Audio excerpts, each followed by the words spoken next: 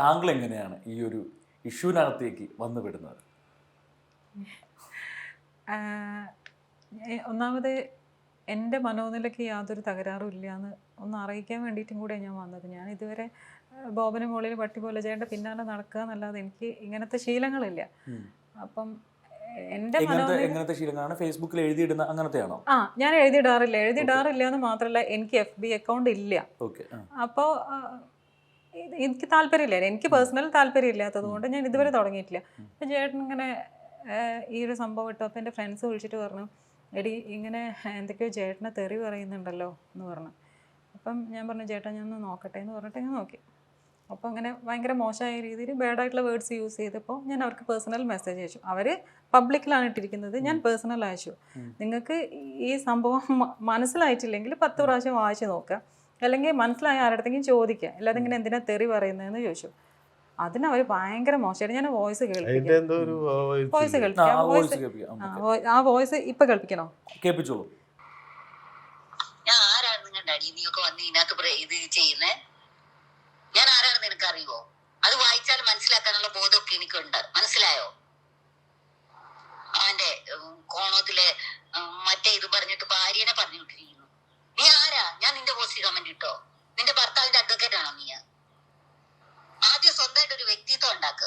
പറയാനുള്ളത് സ്വന്തമായിട്ട് അയാൾ പറയട്ടെ, കേട്ടോ? ആ ലെവലാദികള് കെട്ടിയവനും കൊള്ളും, ഭാര്യയും കൊള്ളും. എങ്ങനെയുണ്ട്? ഇതിന് ഞാൻ പ്രതികരിച്ചിട്ടുള്ള ആ ഒരു സംഭവമാണ്. ഇപ്പൊ ഇവര് ഇതിന് റിപ്ലൈ കൊടുത്തായിരുന്നോ?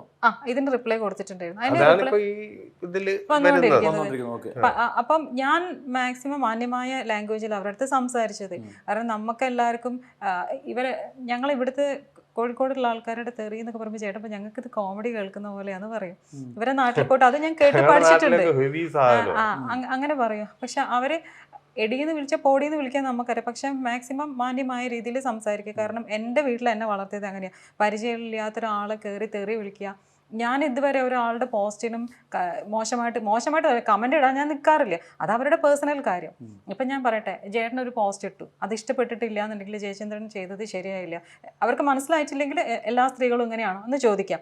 എടാ പോടാ പട്ടി നായിൻ്റെ മോനെ മറ്റേന്നൊക്കെ കേൾക്കുമ്പോൾ ഞാൻ ഈ മനുഷ്യൻ്റെ ഭക്ഷണം കഴിച്ചിട്ട് കഴിയുന്നതാണെങ്കിൽ സ്വാഭാവികമായിട്ട് അച്ഛനെയോ ബ്രദറിനെയോ ഹസ്ബൻഡിനെയോ പറഞ്ഞാൽ എനിക്ക് ഫീൽ ചെയ്യും, ഞാൻ പ്രതികരിക്കും. അപ്പൊ എല്ലാരും പോലെ അങ്ങനെ മിണ്ടാതിരിക്കുക എനിക്ക് അറിയില്ല, അത് എനിക്ക് അങ്ങനത്തെ ക്യാരക്ടർ. അപ്പൊ ഞാൻ ചോദ്യം എന്ന് പറഞ്ഞാല് കുട്ടികൾ ജയചന്ദ്രൻ എന്ന് പറഞ്ഞാല് ഒരു 10-15 വയസ്സുള്ള കുട്ടിയല്ല. അദ്ദേഹം വളർന്ന് വലുതായി അദ്ദേഹത്തിന് സ്വന്തം തീരുമാനങ്ങൾ എടുക്കാൻ പറ്റുന്ന ഒരാളാണ്. അപ്പൊ അദ്ദേഹത്തിനെ പറ്റിയിട്ട് ആരെങ്കിലും എന്തെങ്കിലും പറയുകയാണെങ്കിൽ അത് തിരിച്ചു പറയാൻ അദ്ദേഹത്തിന് കഴിവുണ്ട്. അപ്പോ വൈഫ് അതിനിടയിൽ കയറി ആവശ്യമില്ല എന്നാണ് ക്വസ്റ്റ്യൻ. അതെന്താ വെച്ച് കഴിഞ്ഞാല് ഈ പറയുന്നത് കൊണ്ട് ഞാനൊരു പെണ്ണാണ്, പക്ഷെ ഈ സ്ത്രീകൾ ഭയങ്കര ഡേഞ്ചർ വെപ്പൺ എന്ന് പറയാം. മനസ്സിലായോ? 10 വർഷം ഒരാളുടെ കൂടെ കഴിയുക, അത് കഴിഞ്ഞ് കഴിഞ്ഞിട്ട് പീഡിപ്പിച്ചു എന്ന് പറഞ്ഞിട്ട് കേസ് കൊടുക്കുക. ഇതാണ് ഇപ്പോൾ കുറേ നാളായിട്ട് നടന്നുകൊണ്ടിരിക്കുന്നത്. ആണുങ്ങളെ വിശ്വസിക്കാം, പക്ഷെ പെണ്ണുങ്ങളെ കുറച്ച് സ്ത്രീകളെ, പ്രത്യേകിച്ച് കുറച്ച് സ്ത്രീകളെ, എനിക്ക് ഫ്രണ്ട്സ് ഞങ്ങളുടെ ലൈഫിൽ വലിയൊരു പ്രശ്നം വന്ന സമയത്ത് ഒരുപാട് ഫ്രണ്ട്സ് തന്നെ അത്രയും കട്ടയ്ക്ക് എൻ്റെ കൂടെ നിന്നിട്ടാണ് ഞാൻ അതിന്ന് കരകയറി പോകുന്നത്. അപ്പോൾ കുറച്ച് സ്ത്രീകൾ അവരാണ് എന്നെ ഭയങ്കരമായിട്ട് ബുദ്ധിമുട്ടിച്ച്. എനിക്ക് ഇതുവരെ എൻ്റെ ലൈഫിൽ ഞങ്ങൾക്ക് 2 പേർക്കും പണി തന്നിട്ടുണ്ടെങ്കിൽ സ്ത്രീകളാണ്. അപ്പം അങ്ങനെയുള്ള ആൾക്കാരെടുത്ത് എന്തെങ്കിലും ചേട്ടൻ മെസ്സേജ് ഇട്ട് കഴിഞ്ഞാൽ അതിന് റിപ്ലൈ കൊടുത്തു കഴിഞ്ഞാൽ സ്ത്രീത്വത്തെ അപമാനിച്ചു, ഇവൻ്റെ പേരിൽ കേസെടുത്ത് എന്ന് പറയും. ഈ സ്ത്രീത്വത്തെ അപമാനിച്ചു എന്ന് പറഞ്ഞാൽ ആ സ്ത്രീത്വം എന്ന് പറയുന്ന വേർഡ് ഉണ്ടല്ലോ, ആ വേർഡ് പറയാൻ അർഹത എത്ര പേർക്കുണ്ടെന്ന് അവർ പറയുന്ന ലാംഗ്വേജ് ഇതിൽ തന്നെ നിങ്ങൾ പറയുന്നത് നോക്ക്. എന്ത് കാര്യമുണ്ട്? മാന്യമായിട്ട് അവർക്ക് സംസാരിച്ചാൽ മതി. അല്ലെങ്കിൽ ചേട്ടൻ്റെ നമ്പർ കിട്ടാൻ ഒരു ബുദ്ധിമുട്ടും ഇല്ല, അത് വിളിച്ച് സംസാരിക്കാം. ഇങ്ങനത്തെ വേർഡ് യൂസ് ചെയ്യുന്ന ഇവരുടെ അടുത്ത് ഏത് ഭാഷയിൽ മറുപടി പറയണം നിങ്ങൾ പറയും? അല്ല, അപ്പോഴും എന്റെ ചോദ്യം എന്ന് പറഞ്ഞാല് ജയചന്ദ്രൻ പറയാതെ എന്തിനാണ് വൈഫ് അവിടെ പോയിട്ട്? അതിന്റെ ഉത്തരം ഞാൻ പറഞ്ഞു. ജയചന്ദ്രൻ പറഞ്ഞു, ഇപ്പൊ അവർക്കൊരു വോയിസ് ഇട്ടു, നിങ്ങൾ അപ്പൊ പറയുന്നത് എന്തായിരിക്കും? എനിക്ക് പേഴ്സണൽ മെസ്സേജ് അയച്ചു, എന്റെ മാനസിക നില ഇതാക്കി, പിന്നെ സ്ത്രീത്വത്തെ അപമാനിച്ചു അല്ലേ പറഞ്ഞ കേസ്. പിന്നെയാണ് ഇതിൽ എന്താന്നുള്ളത് വരുള്ളൂ. ഇപ്പൊ രാഹുൽ ഈശ്വർ ജയിലിൽ കിടന്നില്ലേ, എന്തിനു വേണ്ടിയിട്ടാ? മനസ്സിലായോ? എനിക്കൊരു പ്രശ്നം വന്ന സമയത്ത് എൻ്റെ കൂടെ കട്ടയ്ക്ക് നിന്നൊരു മനുഷ്യനാണ് ഈ രാഹുൽ ഈശ്വർ. ഞാനൊരു പെണ്ണാണ്, പക്ഷെ എനിക്ക് ഏറ്റവും പേടിയില്ല. ഞാൻ പറഞ്ഞു, ചേട്ടാ ഒറ്റ സ്ത്രീകളെടുത്ത് സംസാരിക്കാൻ നിൽക്കരുത് മാക്സിമം. കാരണം ഞാനാണ് കൂടെ ഉള്ളത്. അപ്പം എനിക്ക് അറിയാം മനുഷ്യൻ എന്താണെന്നുള്ളത്. ഞാൻ ഈ മനുഷ്യൻ്റെ കൂടെ കൂടിയിട്ട് ഏകദേശം ഒരു 20 വർഷമായി. അപ്പം എനിക്ക് നന്നായിട്ട് അറിയാം. ഓരോ കാര്യത്തിനും ഞാൻ അയാളെ സപ്പോർട്ട് ചെയ്യുന്നുണ്ടെങ്കിൽ 101% എനിക്ക് ഉറപ്പുള്ളത് കൊണ്ട്, എനിക്ക് ട്രസ്റ്റ് ഉള്ളത് കൊണ്ട് മാത്രം. മനസ്സിലായോ? അല്ല, വൈഫ് പ്രതികരിച്ചതിനെ പറ്റിയിട്ട് എന്താണ്? അല്ല, അതാ ഞാൻ പറയാം, ഞാൻ അതാണ് പറയാൻ വന്നത്. ഇപ്പം അവരങ്ങോട്ട് ആരോ ചോദിക്കുന്നുണ്ട് വക്കീലാണോ, വൈഫിന് എനിക്ക് വേണ്ടി അതിനാണല്ലോ ഞങ്ങൾ ഒന്നിച്ച് ജീവിക്കുന്നത്. ഇവൾക്ക് നാളെ ഒരു പ്രശ്നം വന്നു കഴിഞ്ഞാൽ അവിടെ ഉണ്ടാകേണ്ടത് അപ്പോൾ അയൽവക്കത്തെ രാമൻ ചേട്ടനും ഒന്നും ആയിരിക്കില്ല, ഞാൻ തന്നെ നിൽക്കണം. അതാണ് ഞങ്ങൾ തമ്മിലുള്ള ബന്ധം. അപ്പൊ എനിക്ക് വേണ്ടി പറയും അതൊക്കെ എന്ത് ചോദ്യമാണ്?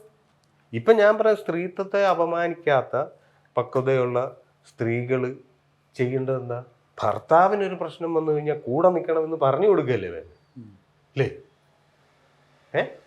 കുടുംബത്തെ സ്നേഹിക്കുക. അപ്പം അവൾ എനിക്ക് വേണ്ടി പറഞ്ഞു.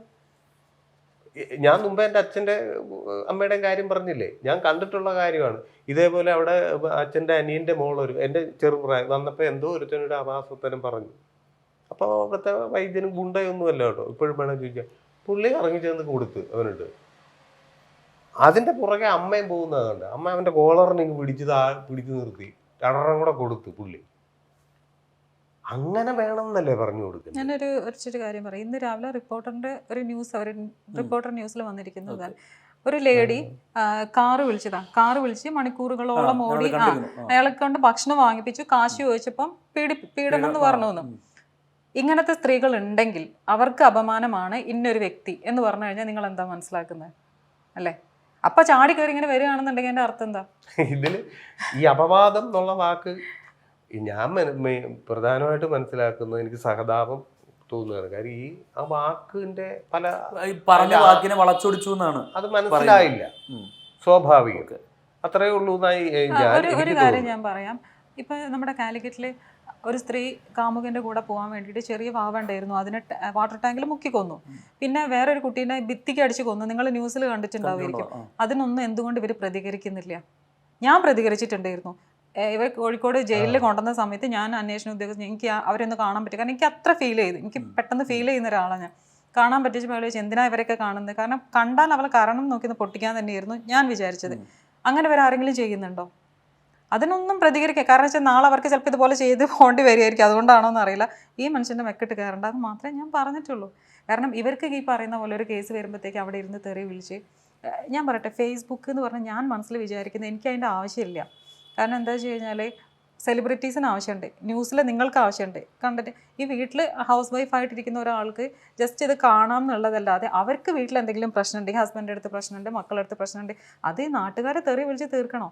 ഇത് ഞാൻ പറയട്ടെ, നിങ്ങളുടെ പേഴ്സണൽ, നിങ്ങളുടെ ലൈഫ് എന്ന് പറഞ്ഞാൽ നിങ്ങൾക്ക് മാത്രം അറിയുന്നൊരു കാര്യം. അതിൽ കയറി അഭിപ്രായം പറയാൻ എനിക്ക് എന്ത് അർഹത ഉണ്ട്? എനിക്ക് എന്താ അറിയാം നിങ്ങളെ പറ്റിയിട്ട്? അല്ലേ? അവിടെ കയറിയിട്ട് ഇങ്ങനെ തെറി വിളിക്കേണ്ട കാര്യമുണ്ടോ? മാന്യമായ ലാംഗ്വേജ് യൂസ് ചെയ്യുക, അത് മാത്രമേ. അദ്ദേഹം ചെയ്തിരിക്കുന്നത് സോഷ്യൽ മീഡിയയിൽ ഒരു പോസ്റ്റ് ഇടുകയാണ് ചെയ്തത്. അത്രയേ ഉള്ളൂ. സോഷ്യൽ മീഡിയ എന്ന് പറഞ്ഞാൽ നമ്മുടെ ഒരാളുടെ മാത്രം ഒരു സ്വത്തല്ല, എല്ലാവർക്കും ആക്സസ് ചെയ്യാൻ പറ്റുന്ന കാര്യങ്ങളാണ്. അപ്പം അദ്ദേഹത്തിന്റെ ഒരു അഭിപ്രായം സോഷ്യൽ മീഡിയയിൽ ജനങ്ങളിലേക്ക് എത്തിക്കുമ്പോൾ ജനങ്ങൾക്ക് ജനങ്ങളുടെ അഭിപ്രായം പറയാനുള്ള സ്വാതന്ത്ര്യം, അഭിപ്രായം പറയാം, പക്ഷെ തെറി പറയണ്ടെന്നേ ഞാൻ പറഞ്ഞിട്ടുള്ളൂ. അത്രേ ഉള്ളൂ, അത്രേ ഞാൻ പറഞ്ഞിട്ടുള്ളൂ. തെറി പറയാനുള്ള സ്വാതന്ത്ര്യം ഉണ്ട്. അതാണ് 1947 കിട്ടിയത്.